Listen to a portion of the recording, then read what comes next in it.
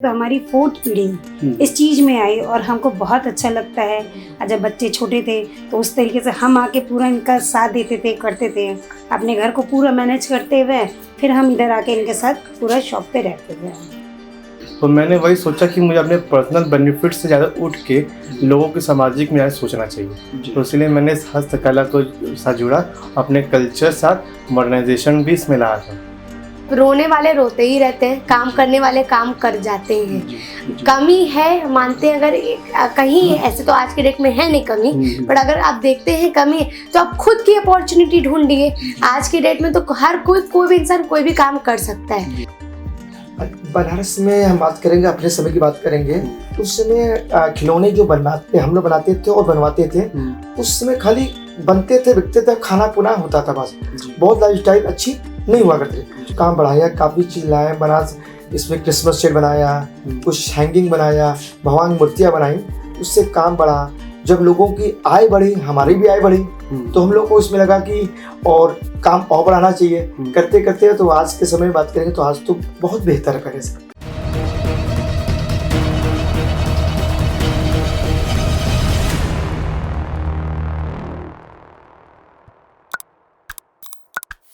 जय Hind, Vande Mataram. Expose times में आपका स्वागत है। मैं हूं मुनीश श्रीवास्तव। आज का इंटरव्यू बहुत ही खास होने वाला है, तो आज का इंटरव्यू देखने के लिए हमारे चैनल एक्सपोज टाइम्स को आप सब्सक्राइब कर लें, बेल आइकन प्रेस कर लें ताकि हर वीडियो आप तक पहुंचता रहे। लाइक करें, कमेंट करके हमें जरूर बताएं कि आपको हमारा ये इंटरव्यू कैसा लगा।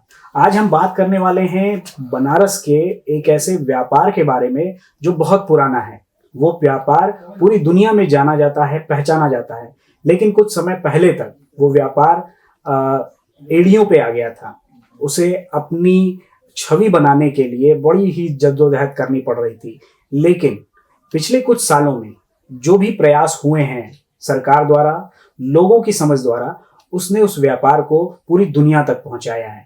तो हम बात करेंगे आज एक ऐसे ही परिवार से जो पूरा परिवार उस उद्योग में जुटा है, और वो उद्योग है खिलौने का, और वो भी लकड़ी के खिलौने जो हमारे बचपन में हमें हमेशा दिखते थे, लेकिन कुछ समय पहले तक वो हमारी पहुंच से, हमारी नजरों से दूर हो गए थे। तो आइए मिलते हैं अग्रवाल परिवार से जो इस व्यापार में पिछले 60 सालों से जुटा हुआ है। लेकिन इस परिवार की मातृ शक्ति से हम सबसे पहले बात करेंगे और जानेंगे कि उनका इस खिलौने उद्योग में क्या योगदान है। मैम, आपका बहुत बहुत स्वागत है एक्सपोज टाइम्स में। सबसे पहला मेरा सवाल आपसे यही है कि आप इस पूरे उद्योग को एक जैसे आप बिजनेस संभाल रही हैं और आपका पूरा परिवार इसमें इन्वॉल्व है, कैसे आप मैनेज करती हैं और क्या क्या आपका योगदान रहता है इसमें? नमस्कार, मेरा नाम सुष्मिता अग्रवाल है और जैसा कि मैं हाउसवाइफ हूँ और मेरे हस्बैंड का नाम बिहारी लाल अग्रवाल है। और जब मैं यहाँ शादी करके आई तो मैंने देखा कि यहाँ पे लकड़ी के खिलौनों का काम, तो जो मुझे बहुत ही अच्छा लगा। और जैसा कि मैं बताऊँ अपना एक कोइंसिडेंट कि जब मेरी शादी होने वाली थी तो मुझे ये नहीं पता था कि यहाँ पे लकड़ी के खिलौने वगैरह होते हैं। फिर जब मैं शादी करके आई और फिर जब मैं इनके साथ घूमने गई, कहीं पे भी मैं ये खिलौना देखती थी ना, बड़ा अट्रैक्ट होती थी, इनसे कहती थी कि हम लोग ये खरीदेंगे, तो ये कहते चलो तुमको देंगे। और हमें ये कहीं नहीं दिलवाए। जैसे हम लोग गए, शिमला गए, कुल्लू गए, मनाली गए, इधर वगैरह सब, चंडीगढ़ वगैरह, जब घूम के हम लोग आए तो ये एक दिन शॉप पे अपने लगाए, कह कि देखो सारा चीज़ यहाँ पे है, ये चीज़ हम लोग दिन भर देखते हैं, तो ये जो तुम खरीद रही हो यही हम लोग का बिजनेस है। तो हमको पहले, शादी के पहले कुछ भी नहीं पता था, और शादी के बाद जब ये पता चला और जब मैंने देखा तो मुझे बहुत अच्छा लगा। और इसमें मेरे ससुर जी थे, जब हम लोग शादी करके आए तो मेरे ससुर जी इसमें लगे रहते थे। वो घर में छोटी छोटी पैकिंग करना, कभी कुछ भी करना है वो करते थे, तो अपने साथ हम लोग को, बच्चों को, सबको बैठा देते थे और सब लोग बैठ के करता था। एक इंजॉय होता था, बहुत ही अच्छा लगता था। और ये काम काफ़ी पुराना है, हमारे के यहाँ दादाजी के ही समय से, दादा ससुर के ही समय से है। और हमारे परिवेश एकदम अलग था। हमारे के यहाँ वो रेलवे टाइम टेबल प्रेस है, छपाई का काम होता था, और हम इधर एकदम बिजनेस खिलौने में आए, तो जो मुझे देख के बहुत और बहुत ही अच्छा लगा। और उसके बाद हम बताया कि उनके साथ हम लोग थोड़ा थोड़ा करते थे। फिर जब हम, मेरे बच्चे हुए, फिर जब थोड़े बड़े हो गए तो हम इनसे हमेशा कहे कि हम घर पे अकेले रहते, हम नहीं रह पाते, हमको फिर कहीं ना कहीं कुछ करना है। तो ये बोले कि शाम को तुम मेरे पास दुकान आ जाया करो, और हम इनके पास उस तरीके से दुकान जाना शुरू कर दिया। बच्चे अपने में ही पढ़ते लिखते थे, सब करते थे। और बच्चे ऐसे थे कि बच्चों को मतलब कि अपने से ही इनर वो था कि वो खुद से करते थे, उन लोग को ज़्यादा हमें मोटिवेशन नहीं करना पड़ता था, तो हम अपना पूरा टाइम इनके साथ पूरा देते थे। और दूसरी सबसे बढ़िया क्या चीज़ थी कि जब ये कहीं बिजनेस से बाहर जाते थे तो हमको जरूर लेके जाते थे। अच्छा। और जगह देखा जाए तो लोग छोड़ देते हैं, लेकिन ये हमेशा अपने साथ लेके जाए, तो लोगों से मिलना, लोगों से देखना और इसकी गहराई को देखते थे। हम हमेशा इनसे कहते थे कि आपके बिजनेस में गहराई बहुत ज़्यादा है, बस इसको समझने की देर है, इसमें गहराई बहुत है। और यही चीज़ बेटी ने भी देखा, क्योंकि वो भी लगभग हम लोग के साथ साथ बराबर से ट्रिप पर रहती थी, तो वो भी इसने इस चीज़ को महसूस किया और उसने भी इस चीज़ को अडॉप्ट कर लिया। तो इस तरीके से देखा जाए तो हमारी 4th पीढ़ी इस चीज़ में आई और हमको बहुत अच्छा लगता है। और जब बच्चे छोटे थे तो उस तरीके से हम आके पूरा इनका साथ देते थे, करते थे, अपने घर को पूरा मैनेज करते हुए फिर हम इधर आके इनके साथ पूरा शॉप पे रहते थे। अच्छा मैम, जैसे आपने बताया कि आपका पूरा परिवार अभी भी लगा हुआ, आपके बच्चे भी लगे हुए हैं, बच्चों की तरफ से कभी ये नहीं हुआ कि हमें ये बिजनेस नहीं करना है, हमें कुछ और जॉब करनी है या पढ़ाई लिखाई करके हमें कहीं बाहर जाना है, ऐसा कभी महसूस हुआ या कभी डिमांड आई?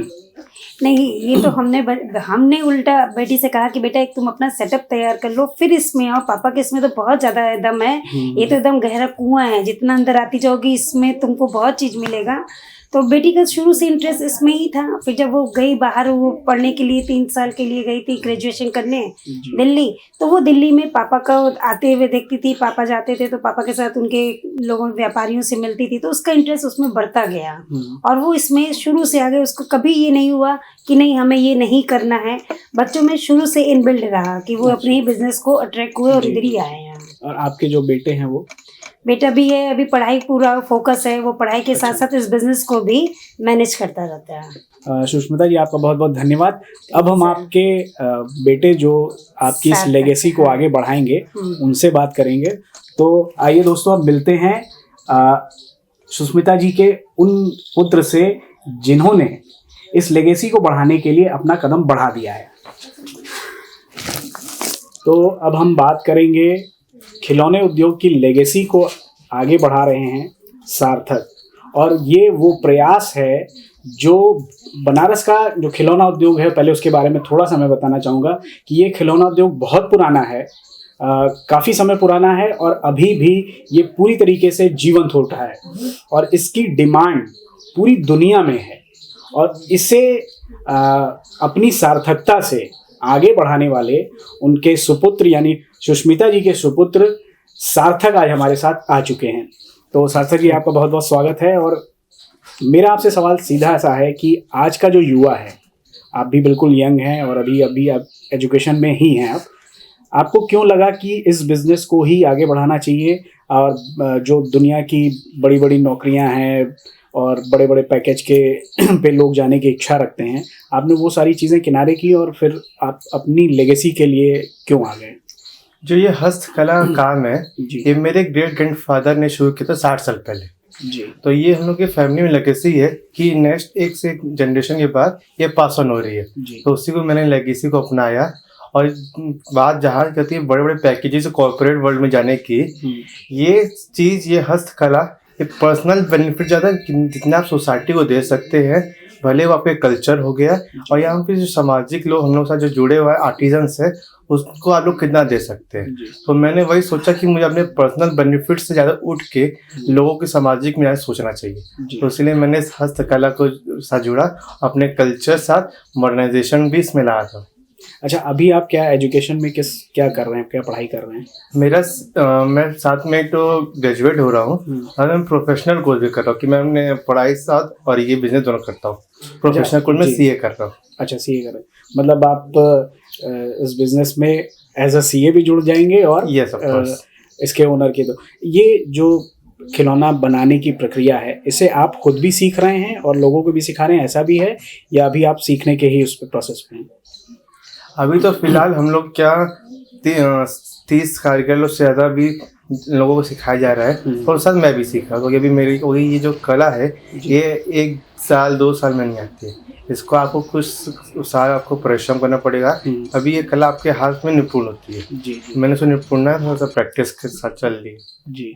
अच्छा, ये जैसे आपने इसमें जब एंट्री की तो उसके पहले कब आपको ये लगा कि हमें इसी में ही आना है, दूसरे किसी उसमें नहीं जाना है सेक्टर में?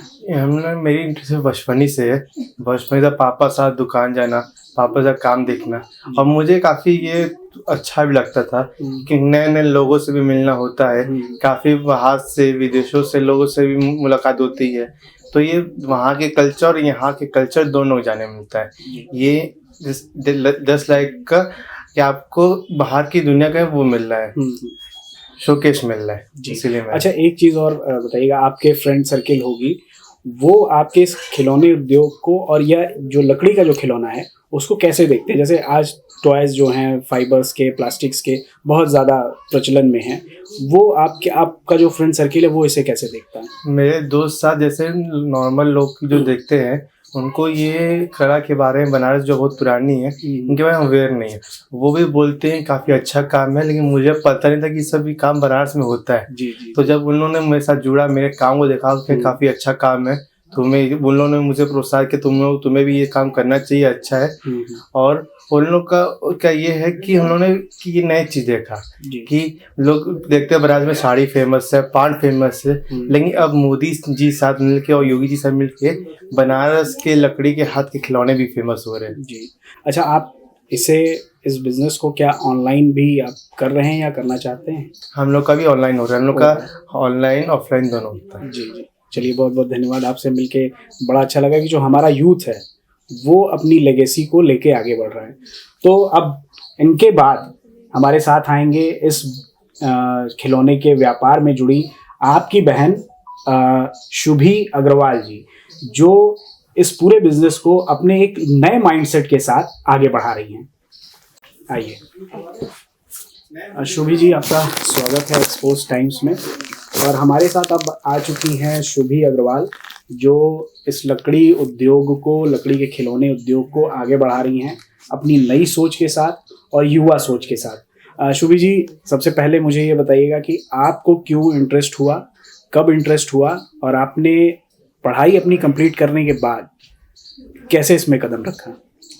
मुझे तो हमेशा बचपन से ये काम देखते आ रहे थे, पर जैसे आप बड़े होते हैं तो आप अंदर की गहराइयों को समझते हैं। जब हम लोगों ने समझा कि एक लकड़ी के खिलौने जो सामने दिखते हैं उसके पीछे कितनी कहानियाँ होती हैं, कितने जुड़े हुए हैं, फिर औरतें जितनी जुड़ी हुई हैं, तो काम के साथ साथ हम थोड़ा, पढ़ाई के साथ साथ थोड़ा बहुत काम देखते थे। कि जब से मेरी पढ़ाई कंप्लीट हुई, हमने 1 साल जॉब भी की, 1 साल जॉब की कि हर चीज़ का एक्सपीरियंस होना चाहिए। फिर पर मैं जॉब कर रही थी, तब मुझे रियलाइज हुआ कि जिस चीज़ के पीछे सब कोई दुनिया भाग रही है, बड़ी चीज़ों को तो सब देखते हैं, पर हम लोग छोटी चीज़ को बड़ा कैसे बना सकते हैं। तो फिर हम लोग का जब खुद के घर का काम है ये, तो फादर देख रहे हैं, तो उससे अच्छी चीज़ क्या ही हो सकती है। तो फिर जब हम यहाँ पे आए, औरतों लोगों के साथ जुड़ के, कारीगरों के साथ जुड़ के काम करने लगे, तो वो चीज़ हमें फिर बहुत अच्छी लगी। तो फिर उससे धीरे धीरे हम लोग ने शुरुआत की। अच्छा, जैसे हम लोग की बातचीत हो रही थी तो आपने बताया कि हाँ, आप ट्रेनिंग भी देती हैं महिलाओं को, पुरुषों को, जो ये काम सीखते हैं और अपना काम शुरू करते हैं। तो इसके लिए आपको क्या क्या करना पड़ता है? इसके लिए क्या क्या करना पड़ता है कि इसके पहले तो सारे रिसोर्सेज जुटाने पड़ते हैं कि अगर हम उन लोग को, ऐसा तो नहीं कि सिर्फ उन लोग को सिखा दें, सिखाने के बाद के आगे का क्या होगा। तो हर चीज़ को सोचते हुए कि पहले कि उन लोग को कैसे सिखाया जाए, सबकी सीखने की शक्ति भी अलग अलग होती है, तो उस तरीके से प्रोग्राम को डिज़ाइन किया जाए कि सब कोई सेम टाइम पे सीख सके, एक जैसा सीख सके। फिर उसके बाद छोटे छोटे दलों में लोगों को बांटना कि जिस एरिया के जिस दल के लोग हैं तो उनको एक काम दिया जा सके कि सबको मिल बांट के करें। ये एक ऐसा हैंडीक्राफ्ट, वुडन हैंडीक्राफ्ट है जो एक इंसान से नहीं हो सकता, जो दल में, ग्रुप में होता है। तो उस ग्रुप को फॉर्म करना, उनको ट्रेन करना, फिर उनके बाद उनको अच्छी रिसोर्सेज, मटेरियल प्रोवाइड करना, ये सब करते हैं। अच्छा, और भी क्या क्या आप अपनी तरफ से क्या क्या कर रही हैं इसमें? जैसे मेकिंग से लेके और कस्टमर तक पहुंचाने के बीच में आपका क्या क्या योगदान रहता है इस पूरे इसमें? हम लोग का मेरा योगदान स्पेशली ये रहता है कि आजकल की जो नया सोच है, ये जो इनोवेशन, लोग मॉडर्नाइजेशन जिसको कहते हैं, तो कैसे हम लोग वुडन हैंडीक्राफ्ट को उस इनोवेटिव टच दिया जाए कि आजकल के जो मॉडर्न घर है या मॉडर्न सोच वाले लोग हैं, तो वो लोग उस चीज़ को पसंद करें। फिर उसके बाद कि कैसे हमारा जो चीज़ है ये ये डेलिकेट आइटम है, ऐसा कि नहीं कि बस किसी भी तरीके से कहीं भी भेजा सकता है। तो इस चीज को हम लोग कहाँ से बनारस से लेके पूरे दुनिया तक पहुंचा सके, किस साध्य से जाएगा, कैसे जाएगा, ये सब चीज हम लोग कर देखते हैं। अच्छा, क्या क्या चीजें बनती हैं? मतलब खिलौने में जो हर चीज फाइबर्स में आती है, सारी चीजें आती है, इसमें लकड़ी के उद्योग में क्या क्या चीजें आसानी से बनती हैं और क्या क्या चीजें सबसे ज्यादा मुश्किल होती हैं? एक तरह से जो हम लोग चीज मैन्युफैक्चर करते हैं उनको 4 कैटेगरीज में बांट सकते हैं। गॉड आइटल्स में, भगवान की मूर्तियां, यूटिलिटी आइटम में, शो पीस में और वुडन टॉयज में। इन 4 सेगमेंट्स में हम लोग काम करते हैं। तो हम लोग चाहे खेल में के बच्चों के मोटर स्किल्स, झुनझुने, बाजे, साइंटिफिक टॉयज, गॉड में जितनी भी भगवान की मूर्तियां आप ले लीजिए, कृष्ण जी की झांकी हुई, विराट, वो हर चीज, यूटिलिटी आइटम में जार, कोस्टर, ये सब, शो पीस आइटम में मिरर फ्रेम, हर सेगमेंट में हम लोग कुछ न कुछ हम लोग का है। अच्छा, सबसे टफ मैं जानना चाहता हूँ सबसे टफ क्या होता है बनाना? सबसे टफ हम लोग के अगर सेगमेंट में कहें तो टफ ये होता है कि मैन्युफैक्चरिंग का प्रोसेस, नहीं, टाइम। मेरा पूछने का मतलब जो कोई एक पर्टिकुलर आइटम है, जैसे ये जो मूर्ति है, हाँ, इसमें सबसे ज्यादा किस तरह की मूर्ति या किस तरह की टॉय बनाने में सबसे ज्यादा समय लगता है, या वो आपको लगता है कि ये मुश्किल होगा बनाना? आप 2 चीज को ले सकते हैं, एक पंचमुखी हनुमान जी और पंचमुखी गणेश जी।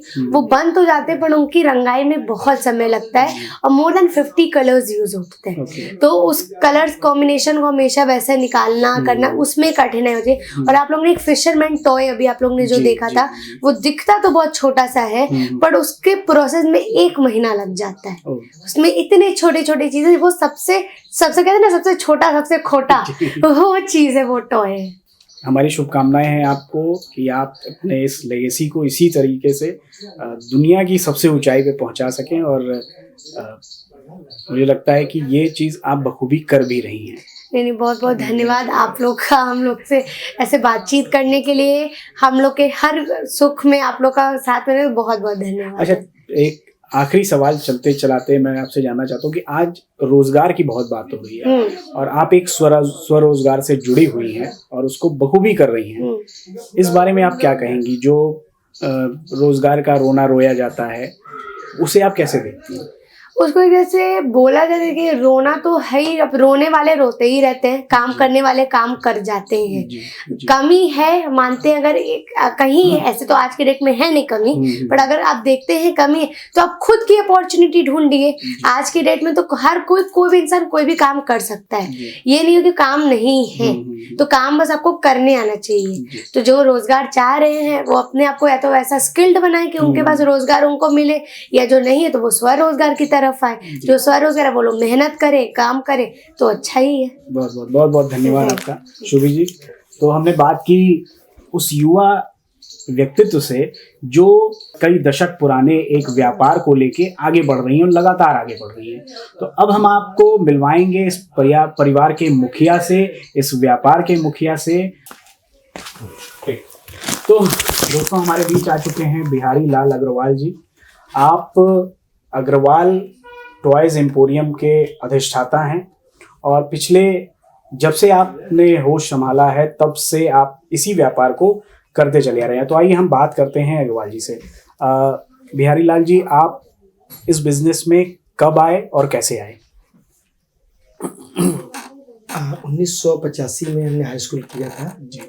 उस समय से ही हम इस पढ़ाई के साथ साथ दुकान आना जाना चालू कर दिए थे और पढ़ाई और व्यापार दोनों चालू कर हो गया था। और 1987 में हम इस बिजनेस के थ्रू बाहर आना जाना भी चालू हो गया था। तो देखा था 1987-88 में ही हम पूरे व्यापार में लग गए थे। अच्छा, जैसे आपने बताया आपने हाई स्कूल के बाद इसमें एंट्री की थी, तो हाई स्कूल के बाद आपने पढ़ाई पूरी की या वहीं से? नहीं, पढ़ाई भी हमने ग्रेजुएशन किया, हरिशा से ग्रेजुएशन भी किया हमने किया। अच्छा। क्योंकि दुकान कितना समय लग जाता था कि बाहर जाने में पढ़ाई में बहुत चैलेंज था, लेकिन हमने ग्रेजुएशन किया। अच्छा, ये आपके परिवार का कितना पुराना व्यापार है, कितना पुराना उद्योग है? जो जैसे अब किस तरीके से लकड़ी के ही उद्योग की शुरुआत आपके परिवार ने की? हमारे पिताजी के पिताजी जी, उनके पिताजी जी, 1952 के आसपास हमारे परिवार में चांदी के खिलौने बना करते थे। अच्छा, मतलब उस समय से शुरू हुए थे या उसके पहले से बनते थे? नहीं, 1952 में हमने, जैसे दादाजी से हमारी बातचीत होती थी, बताते थे अपने, होते बड़े लोग अपने परिवार के बताते कि ऐसे होता था। तो मेरे पिताजी, दादाजी का नाम था नरसिंह दास जुगराल, उनके पिताजी का नाम बाबू कृष्ण दास जुगराल था। तो 1952 के आसपास उन्होंने चांदी के झुंझुने और हाथी की गाड़ियां ये सब ने चालू किया था। अच्छा। और 1952 के चांदी किया। फिर 1958 या 59 के आसपास ये लकड़ी के कारोबार मेरे दादाजी ने चालू किया, बनाना चालू किया और फिर बनाना चालू किया। अच्छा, आपकी स्मृति में क्या है कि उन्होंने क्या स्ट्रगल किया, क्या मुश्किलें आती थी इस लकड़ी के व्यापार में उस दौर में? कुछ आपके पास जानकारी है? जैसे कि हम अपने दौर की बात करेंगे, 85-86 की बात करेंगे, उसके पहले की बात करेंगे। तो 85-86 के पहले बनारस में झुंझुना, सिंदूर की डिब्बी, चिड़िया दाना जो टिक हुआ करता था, वो पहले तरह उसमें लकड़ी का बेस होता है, मिट्टी की चिड़िया बनती थी उसमें लगती थी। अच्छा जी। तो ये सब 5-6 आइटम उसमें बना करते थे, बहुत ज़्यादा आइटम नहीं थे। और जहाँ तक हमने दादाजी बताते थे कि करीब 78-80 के आसपास उसमें एक आता है सुखी परिवार आने लगा, जिसमें आदमी, औरत, एक बच्चा और एक बच्ची रहते थे और एक दुखी परिवार बना करता था। तो और एक बटलर होता था जो जिनकी गिनती गिनी जाती थी, बच्चे गिना करते थे। तो ये सब उस दौर में दादाजी बताते थे, ये सब हम लोग बनता था। तो हमारी दुकान विश्वनाथ गली में जो थी, तो वहाँ पे टूरिस्ट आते थे मंदिर दर्शन करने। उनको गोल्डन टेम्पल के नाम से, पहले इसको विश्वनाथ मंदिर को गोल्डन टेम्पल बताया जाता उनको। तो आते थे, तो जब वो आते थे तो हम लोग ने सोचा कि इनको ये चीज तो अच्छा लग रहा है पहले, लेकिन वो लेते नहीं थे। अच्छा। 10 एक ही लेते थे, 10 कस्टमर में। तो हम लोगों ने उसमें हाथी बनाना चालू किया। जानवर को लगा कि स्पेन में एक्चुअली लोग हाथी पसंद करते हैं, या भगवान की मूर्तियां पसंद करते हैं, जो गणेश जी, और हम लोगों ने हाथियां बनाना चालू किया है। जैसे रामनगर की सवारी की, तो राम बनोगे राजा को बैठा दिया, ये सब चीज हमने बनाना चालू किया। ये फिर बिकनी शुरू हुई? फिर बिक्री चालू हुई। ये बिक्री चालू हो गई तो उससे बनारस में बंगाली और मद्रासी बहुत आते थे। पहले बनारस में मद्रासी बंगाली ही खाली आते थे। तो उन लोग को भी लगा कि जब ये सब चीज नई चीज बनने लगी तो उनको भी अच्छे लगने लगा। तो उन्होंने कुछ आइडिया दिया, कुछ हमने जो बाहर के अंग्रेज आते थे वो लेते थे, छोटे बोले कि बड़ा बनाओ, फिर उन्होंने बड़ा बनाना चालू किया। इस तरह से आइडिया वहाँ से डेवलप होने चल गया। जी। अच्छा, जब आपने बिजनेस संभाला था, तब जो रेवेन्यू आप निकालते थे वो क्या था, और आज वो किस पड़ाव पे है? बनारस में हम बात करेंगे, अपने समय की बात करेंगे, तो उस समय खिलौने जो हम लोग बनाते थे और बनवाते थे, उस समय खाली बनते थे, बिकते थे, खाना पुना होता था बस। बहुत लाइफस्टाइल अच्छी नहीं हुआ करते। वो होता कि बेचना है, खिलौने ऐसे थे कि बिकते थे, लेकिन बहुत ऐसे बहुत अधिक बिक रहा है। और कुछ आइटम बेचते थे, तो लगा कि इसमें उस समय कल बिकता था, काम चलता था। लेकिन उसके बाद जब हम लोगों ने इसको बहुत काम बढ़ाया, काफी चीज लाए बना, इसमें क्रिसमस सेट बनाया, कुछ हैंगिंग बनाया, भगवान मूर्तियां बनाई, तो उससे काम बढ़ा। जब लोगों की आय बढ़ी, हमारी भी आय बढ़ी, तो हम लोग को उसमें लगा कि और काम और बढ़ाना चाहिए। करते करते तो आज के समय में बात करेंगे तो आज तो बहुत बेहतर है पहले से। जी। अच्छा, अभी आप कितने देशों में, भारत के अलावा कितने देशों में आप अपने इस टॉयज को, ये मूर्तियों को सप्लाई कर रहे हैं?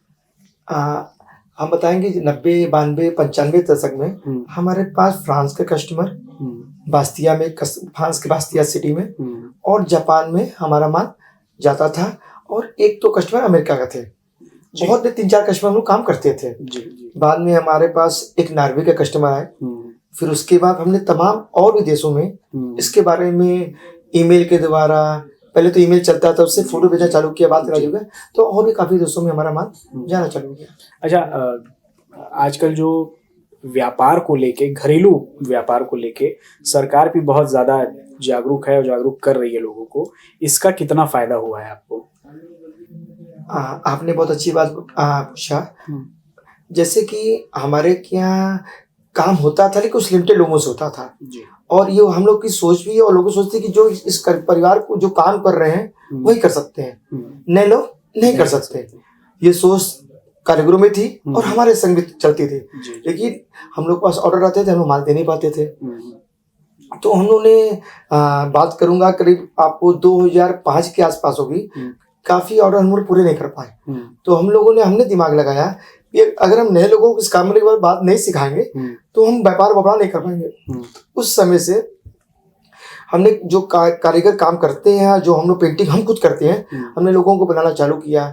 बोला कि इस काम को करो, आप घर के काम कर रहे हो, घर के लेडीज से दोपहर में बना खाना खा लेते हैं, उनको 2 घंटा 4 घंटे बनाना चालू किया है कि आप पहले कलम पकड़ना सीखो, ऐसे कलर करना सीखो। तो ये काम धीरे धीरे वहां से उठने लगा और जो जिन घरों में काम है तो वहां भी काम को चालू हो गया। अच्छा, इसमें सरकार का क्या आप सहयोग मानते हैं, या सरकार की तरफ से आज जो मोदी जी का एक विजन चल रहा है घरेलू उत्पादों को बढ़ाने का, उसको आप कैसे देखते हैं? उसका फायदा है या नहीं है? हम आपको बताएं, कोई भी चीज अगर एक आदमी करता है 10 आदमी करते हैं तो बहुत दिन नहीं चल सकता। कोई काम कर बहुत लोग करते हैं तभी हम विश्व में अपनी जगह बना सकते हैं। तो हमारे प्रधानमंत्री जी और ने अभी टॉय फेस्टिवल में 2 साल पहले बनास माने पूरे इंडिया के टॉयज के बारे में बताया कि हम कैसे इसको चाइना को डिफीट कर सकते हैं और क्यों हम चाइना से अच्छे सामान बनाते हैं फिर भी हम क्यों नहीं बेच पाते हैं। मार्केटिंग है, प्रोडक्शन नहीं है, इसी से जहाँ से दिखते हैं उसके बारे में बताया। और उन्होंने बोला कि जो अगर ये से दिखते हैं इसको करने के उन्होंने ट्रेनिंग प्रोग्राम उन्होंने अलर्ट किया। यूपी गवर्नमेंट ने हमारे के बराबर ट्रेनिंग प्रोग्राम चल रहे हैं यूपी गवर्नमेंट का। उसमें जो नए नए महिलाएं जो आ रही हैं उसको काम रोजगार मिल रहा है उनको। वो घर में उनको कोई रोजगार थे। अभी कोविड की बात करेंगे तो रोजगार उनके घर में जो उनके पति इनके मजदूरी करते थे या कहीं जॉब करते थे आधा पैसा मिलने लगा, किसी नौकरी भी चली गई। तो उनकी महिलाओं को इस प्रशिक्षण के द्वारा गवर्नमेंट के द्वारा हम लोग पैसा देते थे 300 रुपये प्रतिदिन।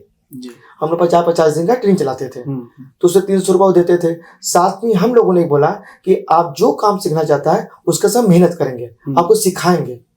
साथ में उन्होंने बोला कि अब कोई आता है 6 घंटे 8 घंटे के लिए तो होता है कहाँ और भी कुछ मिले तो हमने अपने कहा से उसको मेरी बेटी सुबह अग्रवाल ने हमने उनको काम सिखाया। साथ में और भी फैसिलिटी जो होती है आपकी कि आने जाने जो खाने के पैसा था वो भी हम प्रोवाइड करेंगे आपको। तो वहाँ से काम चालू हुआ और गवर्नमेंट का तो बहुत सहयोग है। और इसलिए सहयोग बताएंगे कि कोई प्रशिक्षण जो अभी बताओ 33 लोगों की जो ट्रेनिंग की है इससे काफी नए लोग आ रहे हैं, उनको पैसा रोजगार ही मिला।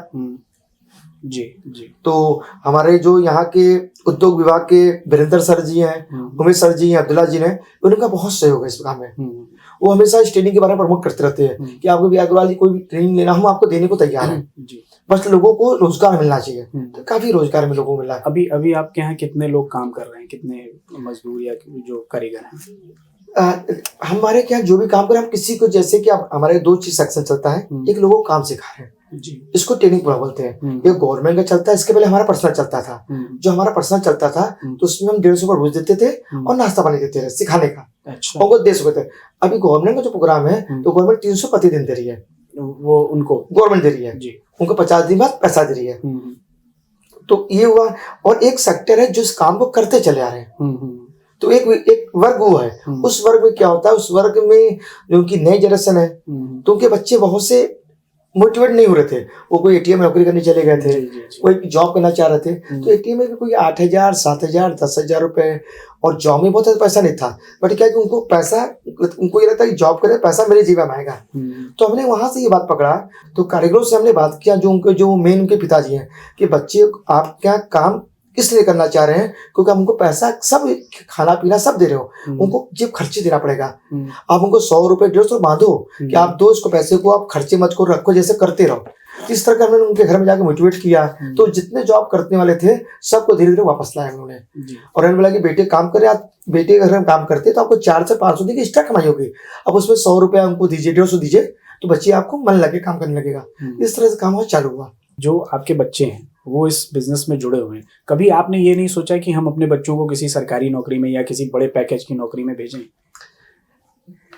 अब आपसे बताएंगे कि मेरी बेटी दिल्ली CDO से उसने बीकॉम किया है। तो वहाँ पे मैगजीन आती है आउटलुक, वहाँ उसने इंटर्नशिप करी थी। वहाँ से उसको एक बड़ी जॉब मिलनी थी। तो इस पीरियड में पिछले 5 साल से वो हमारे बिजनेस टच में थी। जैसे दिल्ली में हम बाहर रहते हैं, बेंगलुरु, तो वहाँ जाया करती थी, उसको छुट्टी मिलती वहाँ जाती थी। और कभी के साथ में हम भी जाते उसको लेके जाते थे। जब वो जॉब करती थी तो वहाँ जो उसकी बहुत अच्छी लीडरशिप हो गई थी।